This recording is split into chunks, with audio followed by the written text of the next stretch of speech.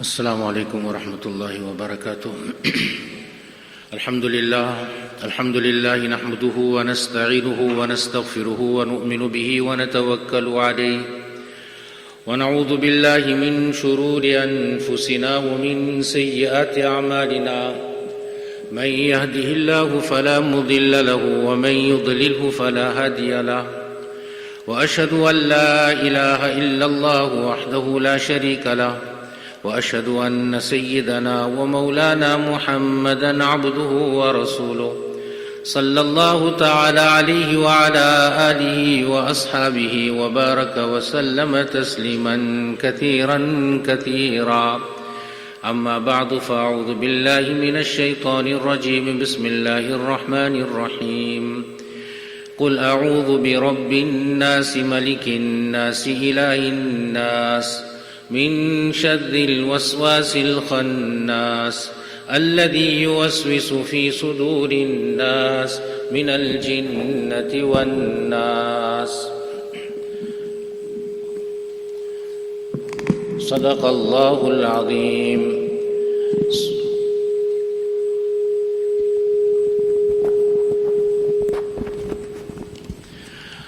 سبحانك لا علم لنا إلا ما علمتنا إنك أنت العليم الحكيم. مولاي صل وسلم دائما أبدا على حبيبك خير الخلق كلهم.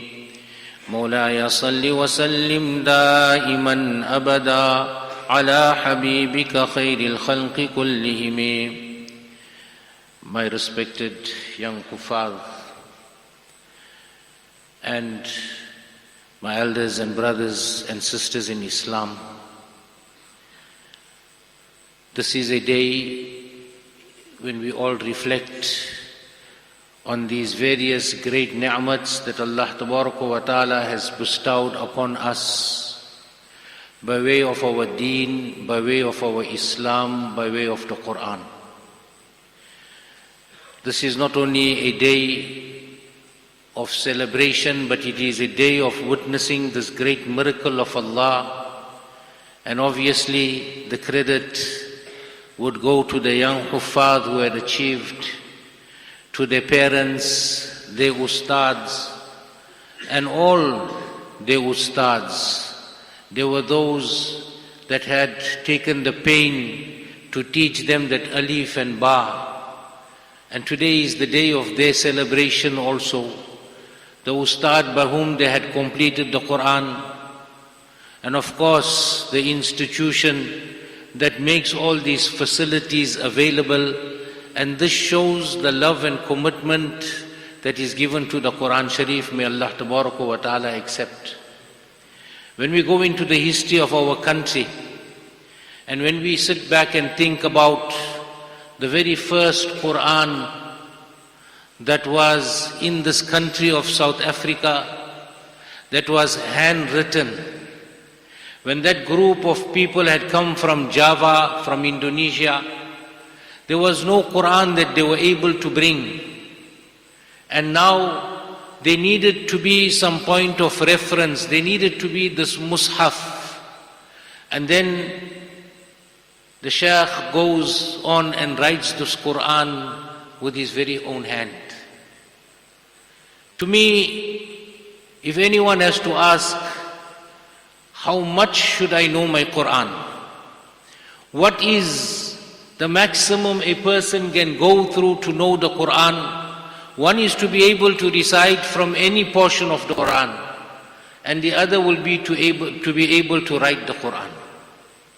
This is that kind of effort that was made on the shores of our country. May Allah Ta'ala accept and Allah Ta'ala grant them the highest of Jannatul Firdaus. There was a group of ulama, senior, competent, that once sat around a table, and ulama's discussion sometimes is mind-boggling. The question that was put to the ulama is, what or about what or who or about whom does the Quran speak about the most? So were those ulama that on the basis of the tafsir of the Quran, they began to say that this Quran discusses, number one, Allah Tabaraka wa Ta'ala. Number two, the Quran discusses nubuwat, the prophethood of Rasulullah sallallahu alaihi wasallam, and of course the other Anbiya alayhimus salatu wassalam. And the third discussion of the Quran is akhirat, the hereafter. Each alim gave his input until one of those scholars said, all of what you have said is true. But in my humble opinion, the Quran is speaking about me. Allah subhanahu wa ta'ala has set the benchmark, and Allah subhanahu wa ta'ala wants me to introspect, to see what I have acquired, achieved from this Quran. Ahnaf ibn Qais, rahmatullah alayhi, when he would recite the Quran, and he would come to an ayah of the Quran, إِنَّ الَّذِينَ آمَنُوا وَعَمِلُوا الصَّالِحَاتِ, he would reflect and he will ponder and he will say, Ya Allah, this was the condition of those before me. They had perfect iman, they practiced righteously to the best. I cannot fit that category. فَأَمَّا مَنْ ثَقُلَتْ مَوَازِينُهُ فَهُوَ فِي عِيشَةٍ رَاضِيَةٍ. That person whose scales will be filled with good deeds on the day of Qiyamah, he will live in everlasting bliss. I am not that person. And one day he was reciting the ayah of Surah Tawbah, وَآخَرُونَ اعْتَرَفُوا بِذُنُوبِهِمْ خَلَطُوا عَمَلًا صَالِحًا وَآخَرَ سَيِّئًا, in which Allah subhanahu wa ta'ala is speaking about a group of people, اعْتَرَفُوا بِذُنُوبِهِمْ, that they acknowledge, they admit their sins. خَلَطُوا عَمَلًا صَالِحًا وَآخَرَ سَيِّئًا. But at the same time, they have this mixed bag of deeds. Amalan saliha, some of the deeds are good, wa akhara sayyi'a, and the other are evil deeds. He says, Ya Allah, I found my match in the Quran. Such is Ahnaf ibn Qais. Ahnaf ibn Qais was that person that when he would make sajda, he would make sajda for so long that one observer asked him, when you come up from sajda, do you know which rakat you in? That sajda is so long that I would have forgotten in which rakat I was in. Do you know which rakat you were in? But this is how they took this Quran. The Quran is speaking about me. Where do I fit into this Quran? Sayyidina Ali radiallahu ta'ala anhu, once in his tahajjud salat, he begins to recite Alhamdulillahi Rabbil Alameen. He passes that. Ar-Rahman Ar-Rahim. He goes through that. Now he comes to Maliki Yawmiddin.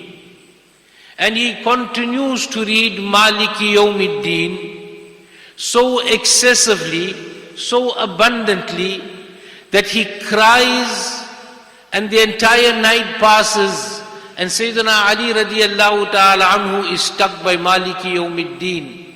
Not that he didn't know what comes ahead, but there was something that came into the mind of Sayyidina Ali radiallahu ta'ala anhu, that this Quran is speaking to me, and this Quran is speaking about me. Allah is the master, Allah is the owner of the day of judgment. What does this mean to me? How would I relate to this? Am I affected by the fact that there is going to be a day I'm going to be standing in front of Allah subhanahu wa ta'ala, not even owning a piece of cloth, leave a cloth, not even a piece of thread, not even a button. Barefooted, unclothed, I'm going to be standing in front of Allah subhanahu wa ta'ala, and what is going to be my condition tomorrow on the day of Qiyamah? When Allah is saying He is the Malik, Allah is the Master, Is Allah not the master now, today, yesterday, and the days before, and tomorrow, and the days to come? But what is Allah's message? Oh Ali, on that day, you will have absolutely nothing. Let us not wait for that day, friends. Today also, whatever Allah has given us by way of His ni'mats, by way of His boons and favors, let us turn to Allah and make shukr. Make shukr to Allah Rabbul Izzat, for the truth is, Allah is the owner, our ownership is superficial. You know what we say is spaza ownership.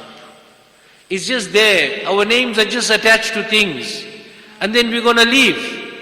So this is what brought Sayyidina Ali radiallahu ta'ala anhu to that state.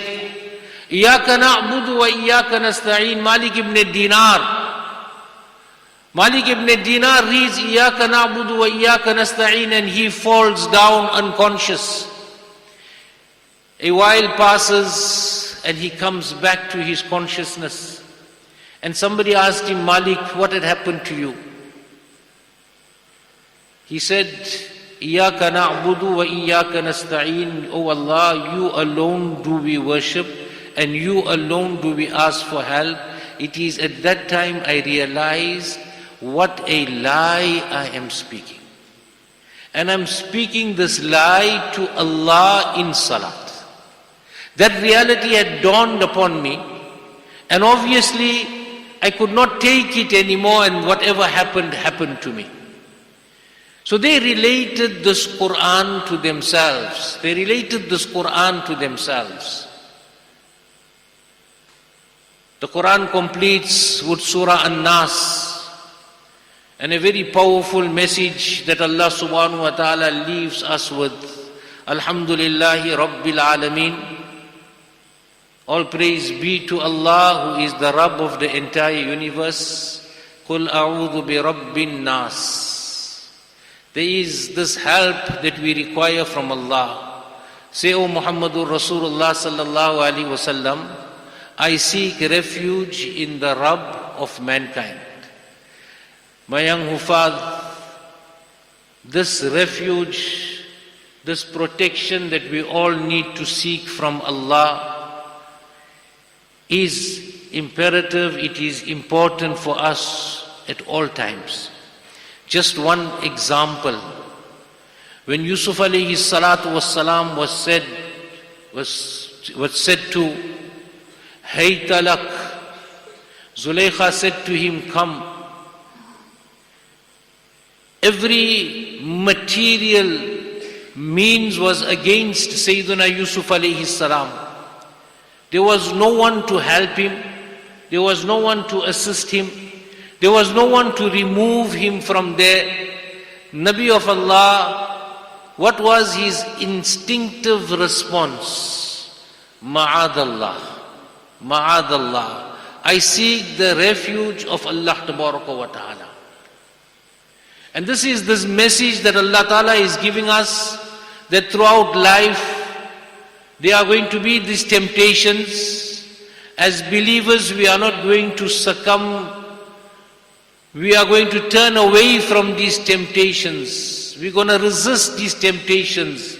And Yusuf alayhi salatu wasalam had shown us that. In the time of Sayyidina Umar radiyallahu ta'ala anhu, Ibn Asakir narrates an incident that had taken place of a very young boy, that we are all sometimes confronted with different forms of temptation. And what is the way out? It has been written about this young boy that number one, he had a very personal relationship with Sayyidina Umar radiyallahu ta'ala anhu, Amirul Mu'mineen of that time. Secondly, he spent much of his time in the masjid, in the house of Allah. Allah give us these qualities, that we love the people of Allah, we love the house of Allah. And thirdly, he loved the Kitabullah, the Kitab of Allah subhanahu wa ta'ala. But being a young boy, he was tempted. a woman continuously invited him towards herself. And one night, on his way back from the masjid, he wavered a little. And the result of that was he follows the woman to her door. At the point of entry, he is outside, she is in, and she is ushering him in. One ayah of the Quran begins to echo in his mind. إِنَّ الَّذِينَ اتَّقَوْا إِذَا مَسَّهُمْ طَائِفٌ مِّنَ الشَّيْطَانِ تَذَكَّرُوا فَإِذَا هُمْ مُبْصِرُونَ إِنَّ الَّذِينَ اتَّقَوْا إِذَا مَسَّهُمْ طَائِفٌ مِّنَ الشَّيْطَانِ تَذَكَّرُوا فَإِذَا هُمْ مُبْصِرُونَ. At this point, young boys, don't leave it till the hifz of the Quran. Go on, study this kitab of Allah and see what this kitab of Allah offers us. See the protection that the kitab of Allah Ta'ala will give us. There is an invitation, come in. Here is the ayat of Allah that is echoing in the heart, in the minds, permeating through the body of this young boy. What is Allah Ta'ala saying? إِنَّ الَّذِينَ اتَّقَوْا, certainly those who have the taqwa, that consciousness of Allah. إِذَا مَسَّهُمْ طَائِفٌ مِّنَ الشَّيْطَانِ, when they are infiltrated by shaitan, تَذَكَّرُوا, they become conscious. Look at Yusuf alayhi salam, ma'adallah. Look at this young boy, he becomes conscious. فَإِذَا هُمْ مُبْصِرُونَ, then with the eyes of their hearts they are able to see. They're able to see what is the command of Allah Tabaraka wa Ta'ala. And in this, as the ayat is echoing in his mind, as he becomes conscious, the eyes of his heart opens, but at the same time his ruh is extracted, and in that condition he passes away. He passes away fighting and warding off a temptation and an invitation. And this is the essence of our lives, that we are going to be tempted, not only our young ones, the old ones, not only as far as the opposite gender is concerned, in our businesses, in our homes, insofar as our akhlaq, our character is concerned, we sometimes waver. And that is when the Quran will come to our assistance. That is when Allah will guide us through the Quran. Nonetheless, he passes on. His father goes on with the funeral arrangements, the ghusl and the kafan and the janazah salat and the burial. Amirul Mu'mineen is not disturbed for that night. In the morning, when Sayyidina Umar radiyallahu ta'ala anhu gets up, Sayyidina Umar radiyallahu ta'ala anhu realizes the youngster is no more. He asks the father what had happened. He relates the incident. And then Sayyidina Umar radiyallahu ta'ala anhu says to the father, take me to his qabr. Sayyidina Umar radiyallahu ta'ala anhu comes to the grave of this young boy, and from outside, from up above, Sayyidina Umar radiyallahu ta'ala anhu exclaims, وَلِمَنْ خَافَ مَقَامَ رَبِّهِ جَنَّتَانِ وَلِمَنْ خَافَ مَقَامَ رَبِّهِ جَنَّتَانِ. For that person who fears the standing on the day of Qiyamah in front of Allah, for him is two Jannats. Lo and behold, Sayyidina Umar hears from the qabr, Amirul Mu'mineen, you are but reciting the ayah, I am experiencing وَلِمَنْ خَافَ مَقَامَ رَبِّهِ جَنَّتَانِ. Allah give us that type of an end of our lives in the obedience of Allah, in the fear of Allah Tabaraka wa Ta'ala. Young Hufaz, keep away from the disobedience of Allah at all times. The second is, you are completing, and those who have completed and those who are yet to complete, never leave the Quran. Moulana had recited the hadith of Nabi Karim sallallahu alayhi wasallam, yuqalu li sahibil Quran. Analyze this word, sahibul Quran.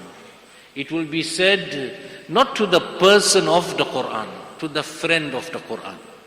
A friend never leaves the hand of the friend. So long as we are in this world, never leave this Quran. In Al-Falaah College some many years ago, Qari Ishaq Sahab, Atalallahu Baqa'a, had come for a workshop, and one Hafid had said to him that I only read half para, half juz, revision door a day. He said, that is a skeleton without bones. A skeleton without bones is nothing. Let us try and read one juz at least minimum every day. The best door is the door after you have completed your Quran. That is the first and the most important door.